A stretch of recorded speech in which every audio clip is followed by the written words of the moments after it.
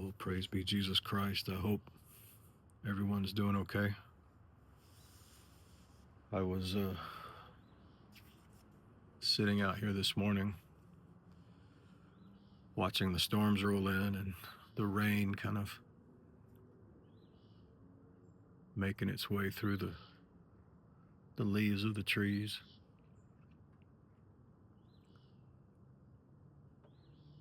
Listening to the birds kind of hunker down and get ready for the storms.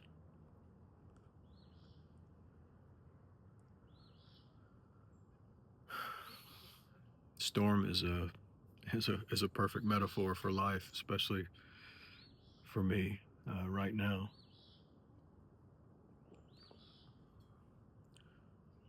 Not to be over dramatic or melodramatic, but we all face storms. We all have these metaphorical storms that come into our lives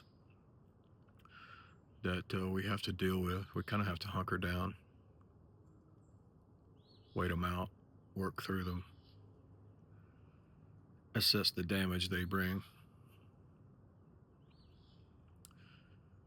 And it just to be honest, it feels like it's been a long storm. It feels like the last few weeks, months, years, however long it's been, it just feels like it's been this continual cycle of storms. Perhaps that's life. Every day can't be sunny, I guess, and every day can't be rainbow and roses.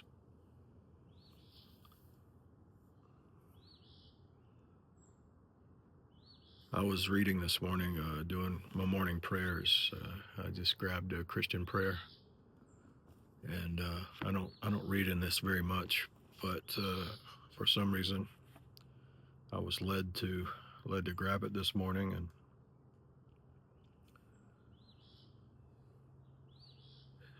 in the morning readings, there's this passage I've never really seen before. Never read, I don't think.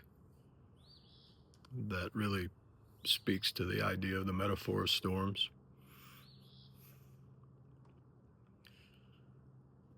But the readings in Judith chapter 8, verses 25 through 28, or 25 through 27.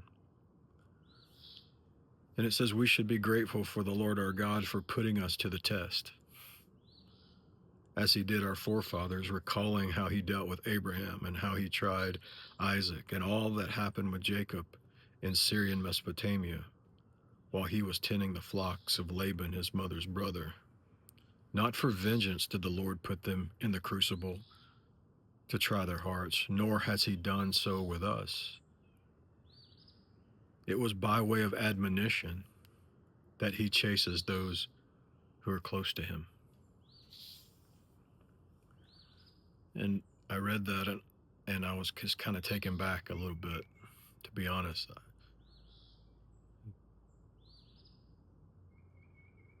It wasn't for vengeance that the Lord did these things. He didn't try their hearts because he was vengeful. He tried it because it was a way of admonition. It was a way of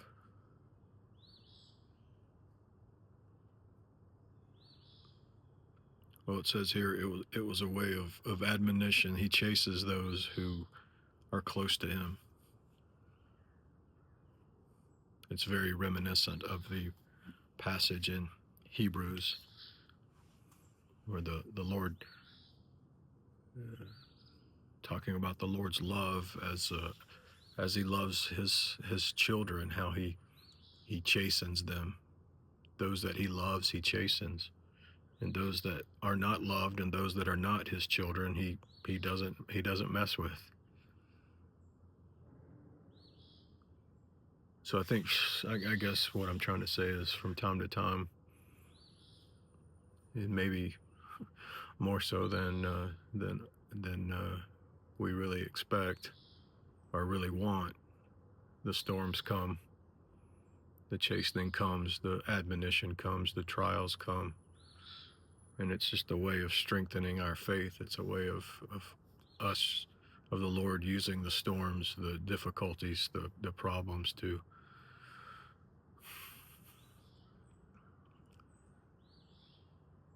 help us to rely on Him, to increase our faith, to increase our trust.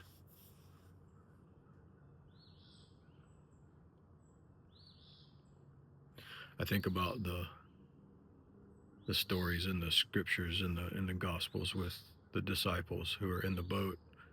There's a couple of different stories where one story, the storm starts raging while they're in the middle of the lake, and Jesus is actually in the boat. And they're fighting the waves, and they're getting beat to death in the winds, and they're just trying to keep the boat upright.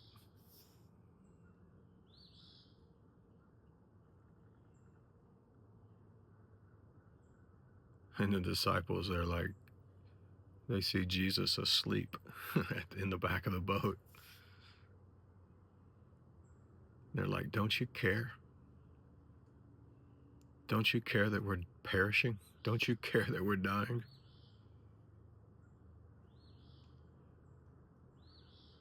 And we look at that and we're like, they're not, if they perish, Jesus is there. I mean, you know what I mean? It's like, and then, he rebukes them in some gentle way. It's like, just have faith. The idea is like, in the storm, Jesus is there. In the storm, He's there. And it's hard to remember that sometimes when you're in the midst of the storm. It's hard to have that faith. I mean, oftentimes I cry out, Lord, don't you care? Like, don't you care that I'm perishing? Don't you care that I'm in this trial? Don't you care that I'm struggling, that I've got this pain, that I've got this difficulty, that I'm having to go through all these things? Don't you care that I'm racked with anxiety and panic and fear? Don't you care?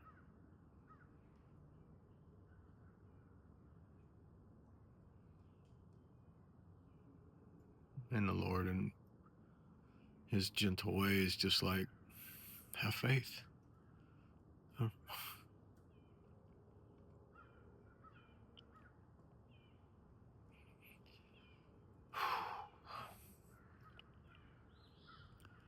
He's just like, have faith. I'm right here with you. I'm in the boat. I'm in the boat with you. Okay.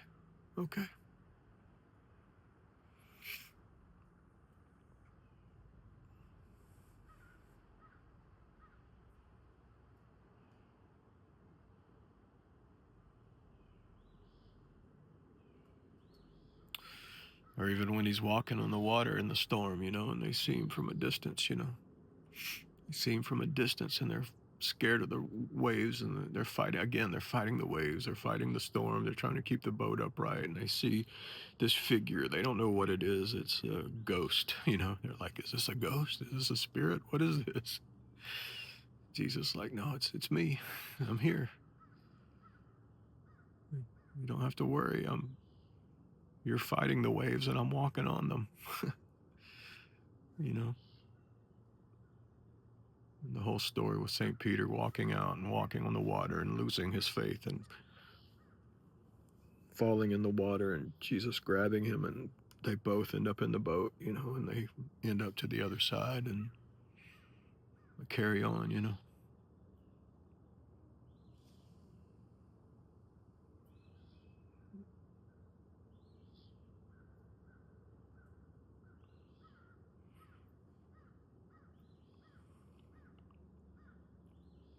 I guess the point is, and it got me thinking, the storms this morning and reading that passage, it's just, sometimes it's just hard. It's just difficult. I mean, there are more days than not when I just want to give up, when I'm just tired. I don't want to do this anymore. I just don't want to do it.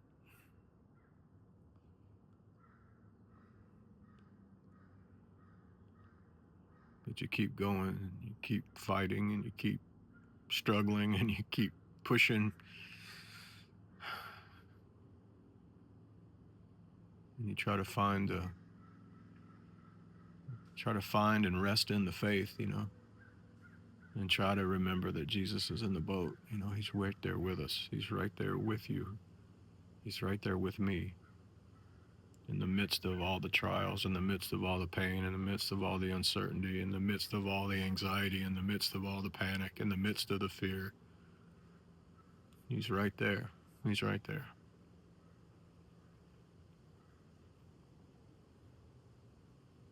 And He's not doing it because He hates us.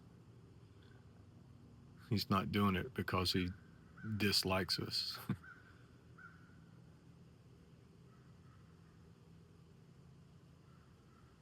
He's doing it as a way of admonition. He's doing it as a way of encouragement. He's doing it because we are drawing close.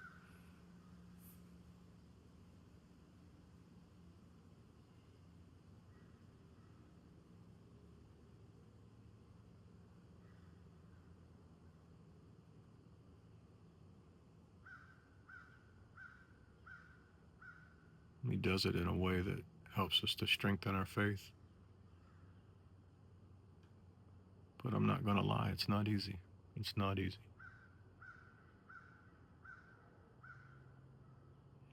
All right, that's the reflection I have today. I had not planned on doing videos. I actually had planned on just kind of taking a break and trying to